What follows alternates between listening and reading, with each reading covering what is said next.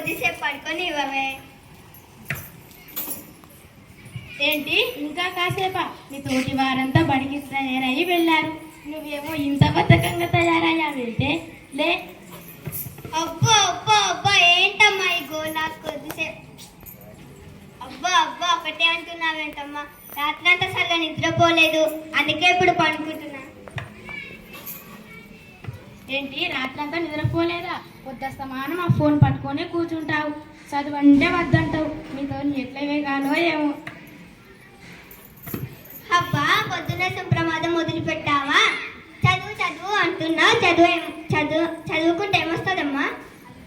మనం చదువుకుంటే మన పేద బతుకులు మారిపోతాయి, 10 మందికి సేవ చేయవచ్చు. మనం చదువుకుంటే కలెక్టరు, డాక్టర్, పోలీస్ ఇవన్నీ కావచ్చు. అందుకే చదువేరా మనిషికి జీవము, చదువు లేకపోతే మనిషి బతుకు శూన్యము. ఇంకా చెప్పాలా? అమ్మా అర్థమైంది, నేను లేస్తాను, బడికి వెళ్తాను, చదువుకుంటాను, గొప్ప ఉద్యోగం చేస్తాను, సరేనా?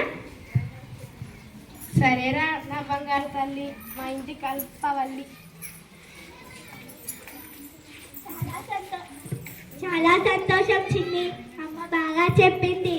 నువ్వు బడిలో కనబడలేదని నీకోసం మీ ఇంటికి వచ్చాను. రెడీ అయిపోదా? ఒక్క నిమిషం.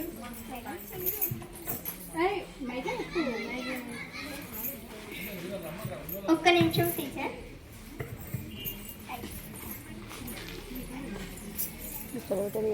చిన్నది వాళ్ళు చిన్న పిల్లలు, 6వ తరగతి పిల్లలు అంటే మీకంటే ఎంత చిన్న పిల్లలు?